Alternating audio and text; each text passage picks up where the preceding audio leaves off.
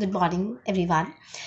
Because हमारा थोड़ा सा आईटी का पार्ट भी हम आज की क्लास में करेंगे, तो मैं आज की क्लास में आपको कीबोर्ड्स की अप्रॉक्सीमेटली एवरी की आई विल टेल यू, जितना हमें समझना चाहिए कि कॉम्बिनेशन जो है वो हम अपना आईटी के डे पे करेंगे एंड रिवीजन भी करेंगे चैप्टर की। I will give you the exercise questions also. आज की क्लास में हम थोड़ा सा कीज़ को देखते हैं एंड उसके अकॉर्डिंगली उसके बेसिस पे एक वर्कशीट मैं आपको दूंगी, वो वर्कशीट आपको करनी है। Let's start with the chapter. यहाँ पे ऑल्दो अभी हम इन सारी कीज़ के बारे में कीबोर्ड पे देखेंगे, ओरिजिनल कीबोर्ड पे देखेंगे, लेकिन हमें सबसे पहले तो ये पता होना चाहिए कि keyboard is the most important device. क्यों? बिना कीबोर्ड के आप कुछ भी कंप्यूटर पे टाइप या और भी बहुत सारे एक्शंस कमांड्स को आप नहीं करवा सकते हो, है ना। एंड कीबोर्ड पे टोटल कितनी कीज़ होती हैं? You should know this is 104 keys. There are 104 keys on the keyboard. इसके अलावा कीबोर्ड पे अगर आप नोटिस करोगे तो कभी भी कीज़ अल्फ़ाबेटिकली नहीं होती हैं, ABCDEFGH इस तरीके से अल्फ़ाबेटिकली सीक्वेंस में आपको कीज़ कभी नहीं दिखेंगी। उसका एक पर्टिकुलर लेआउट होता है। वो जो लेआउट होता है कीबोर्ड का, वो किसने डिस्कवर किया था? सर क्रिस्टोफर लैथम शोल्स ने।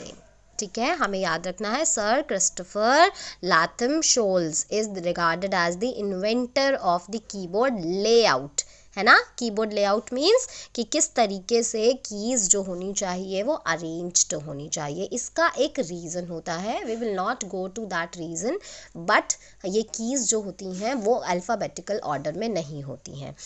एक और चीज़ अगर आप नोटिस करोगे तो हमारा जो कीबोर्ड होता है उसमें जो अल्फ़ाबेट्स होती हैं उसमें सबसे ऊपर जो लाइन होती है, अल्फ़ाबेट्स वाली जो सबसे ऊपर वाली लाइन होती है, वो लाइन कुछ इस तरीके से होती है।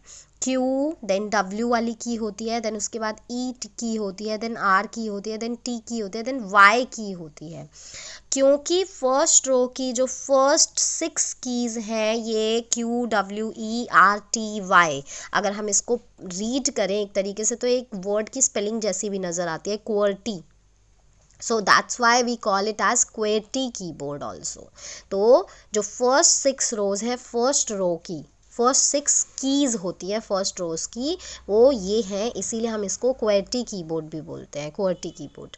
इसके अलावा एक ऐसा कीबोर्ड भी आता है जो वाटरप्रूफ भी होता है, फ्लेक्सिबल भी होता है, और कीबोर्ड तो जनरली हम मोड़ नहीं सकते ना, बट उसको हम ईजिली फोल्ड भी कर सकते हैं।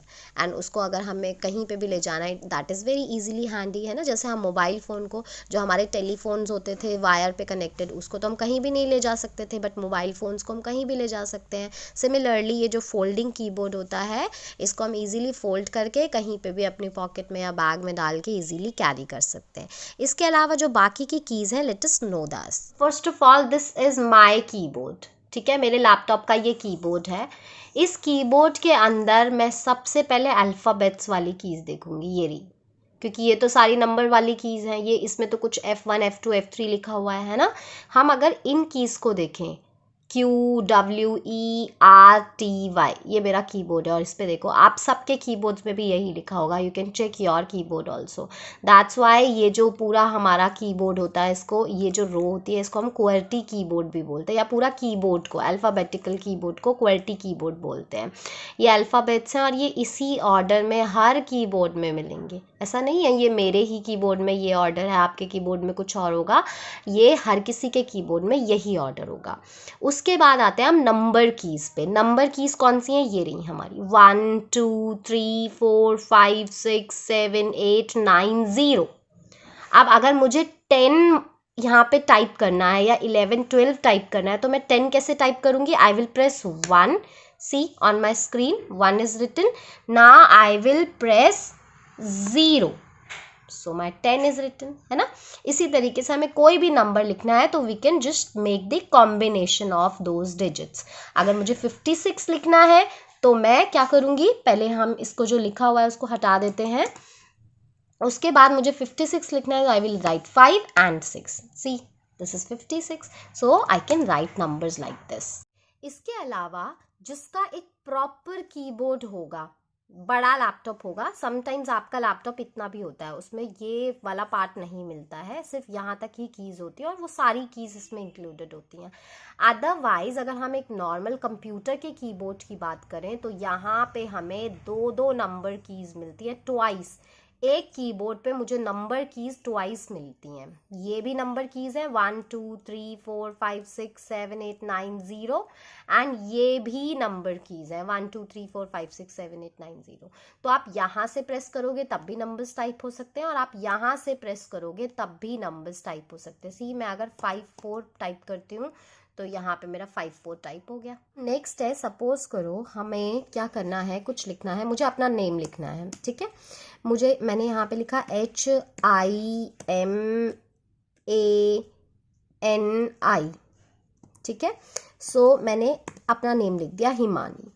अब अगर मैं डिमरी भी साथ में लिखती हूँ अपना सरनेम DIMRI, तो ये स्क्रीन पे कुछ ऐसे ही दिखेगा। सी HIMANIDIMRI, है ना। बट मुझे तो अपने नेम की स्पेलिंग पे यहाँ पे बीच में स्पेस देना है ना। क्या हम अपना नेम कभी भी ऐसे लिखते हैं, अपना नेम लिख देते हैं और सरनेम बिल्कुल उसके साथ में लिखते हैं? नहीं ना, मुझे स्पेस देना है। उसके लिए हमारे पास कौन सी की होती है? This is the space bar key. This is the longest key of the keyboard. आप देखोगे आपको कीबोर्ड, पूरे कीबोर्ड में इससे लंबी की कोई नहीं मिलेगी। This is the longest key of the keyboard, it is called space bar की। अब अगर मैं यहाँ पे स्पेस दे देती हूँ, मैं वापस से जितना मैंने लिखा हुआ था उसको मैं हटा देती हूँ और फिर से लिखती हूँ HIMANI, स्पेस दूंगी एंड उसके बाद मैं लिखूंगी DIMRI, अपना surname. Now I will check, see there is space in between, है ना। अभी मेरे नाम और मेरे सरनेम के बीच में स्पेस है। नेक्स्ट, अब सपोज करो मैंने ये जो लिखा हुआ है ये गलती से कुछ और टाइप हो गया है, मुझे इसको हटाना है, ठीक है। हटाने के लिए हम कौन सी की प्रेस करते हैं? Back space. ये लेफ्ट साइड का एरो है। लेफ्ट साइड का मतलब जैसे ही मैं बैक स्पेस की प्रेस करूंगी तो मेरा लेफ्ट से चीज़ें गायब होती जाएंगी। लेफ्ट ये इधर है, लेफ्ट को जाता जाएगा कर्सर, ठीक है, टू द लेफ्ट। तो मैंने एक प्रेस किया, मेरा कर्सर लेफ्ट चला गया, आई हट गया, है ना। मैंने एक और बार बैक स्पेस किया, आर भी चला गया, कर्सर मेरा और लेफ्ट साइड को चलता गया। तो जैसे जैसे मैं बैक स्पेस यहाँ पे प्रेस करती जाऊंगी वैसे वैसे मेरा यहाँ से एक एक चीज़ हटती जाएगी, सब इरेज होता जाएगा एंड मेरा कर्सर लेफ्ट साइड को मूव होता जाएगा, है ना। सी लेफ्ट साइड को मूव होता जा रहा है। अब फिर से अगर सपोज करो मैं अपना नेम फिर से लिख देती हूँ NI, ठीक है। अब सपोज करो मेरा कर्सर जो है वो यहाँ पे है। अगर मैं बैक स्पेस की प्रेस करती हूँ तो मेरा कर्सर कहाँ जाएगा? लेफ्ट साइड पे जाएगा ना। सो सी लेफ्ट पे चला गया। लेकिन अगर सपोज करो मैं बैक स्पेस की जगह ये DEL, डिलीट, इसका मतलब होता है डिलीट। डिलीट का मतलब भी हटाना ही होता है ना। फिर अब भी मेरी कीज हट जाएंगी, मेरे ये जो रिटन वो लेटर्स हैं ये हटेंगे, लेकिन वो कहाँ से हटेंगे? राइट साइड से। सी अभी मेरा कर्सर राइट पे जाता जा रहा है क्योंकि ए हट गया तो एन के पास चला गया। अभी एन हट जाएगा तो आई के पास चला गया फिर से। So this is from the right side. याद रखना है जब हम बैक स्पेस प्रेस करते हैं तो कर्सर लेफ्ट मूव करता है और जब हम डिलीट प्रेस करते हैं तो कर्सर राइट मूव करता है, लेकिन काम दोनों का सेम होता है। दोनों ही जो लिखा हुआ है उसको इरेज कर देते हैं, हटा देते हैं। ये जो मेरी स्क्रीन पे है लिखा हुआ है that is this in this small letter, लेकिन सपोज करो मुझे कैपिटल लेटर में लिखना है सब कुछ। I want to write all the things in capital letter. फिर क्या करेंगे? ये तो स्मॉल लेटर है, उसके लिए हमारे पास एक और की होती है दैट इज कैप्स लॉक। ये लेफ्ट साइड पे, सबसे लेफ्ट साइड पे ए के साथ में होती है। कैप्स लॉक लिखा हुआ है इस की पे, CAPS कैप्स लॉक। अगर मैं इसको प्रेस कर दूं एक बार, सिर्फ 1 टाइम प्रेस करना है। आपका अगर नया कीबोर्ड है तो उस पर लाइट भी होगी, वो लाइट ऑन हो जाएगी, छोटी सी लाइट होती है यहाँ पे। जैसे इसको प्रेस करते हैं वो ऑन हो जाती है। दैट मीन्स मेरा कैप्स लॉक अभी ऑन है। ऑन का मीनिंग मैं आप कोई भी लेटर प्रेस करूंगी सब मेरे कैपिटल लेटर में ही प्रेस होंगे। See everything is in capital letter, TFGCUIKMJGGF, ये सब कुछ कैपिटल में है। जब तक मैंने ये प्रेस की हुई है, जब तक मेरा ये अभी मैं दोबारा से प्रेस ना कर दूं, तब तक ये सब कैपिटल में चलेगा, सब कुछ मेरा कैपिटल टाइप होगा। वापस से मैं एक काम करती हूँ, इसको फिर से प्रेस कर देती हूँ एक और बार। अब फिर से मैं लेटर्स को टाइप करूँगी। सी, अब मेरे हर एक लेटर स्मॉल में टाइप हो रहे हैं, है ना। सो हमें अगर सारे लेटर्स को कैपिटल में टाइप करना है तो हमें कैप्स लॉक को प्रेस करना चाहिए।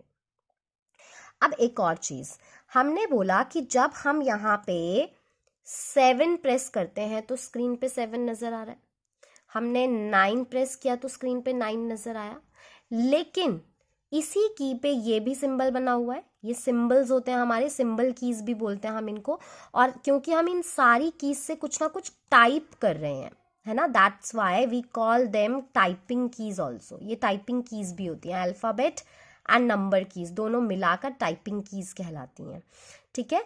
अब मैंने क्या बोला, मैंने जब 7 को प्रेस किया तो यहाँ पे 7 लिखा हुआ आया, लेकिन मुझे 7 नहीं, मुझे ये चाहिए स्क्रीन पे, ये वाला सिंबल चाहिए, ये जो 7 के ऊपर सिंबल बना हुआ है एंड वाला, ये वाला सिंबल चाहिए।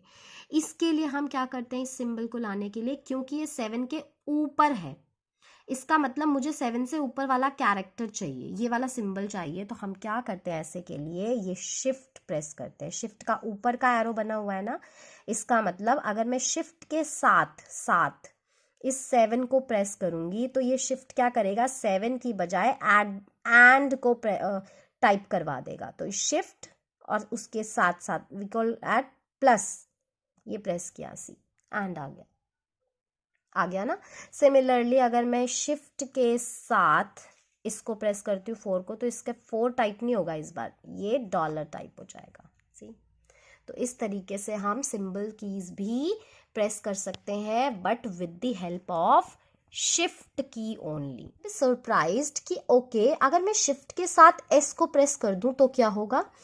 चलो हम ट्राई करते हैं। शिफ्ट के साथ हमने एस को प्रेस किया है, ठीक है, तो यहाँ पे हम चेक करते हैं, हमने एस प्रेस किया, ये तो कैपिटल में प्रेस हो गया। मैंने जी प्रेस किया, कैपिटल जी हो गया।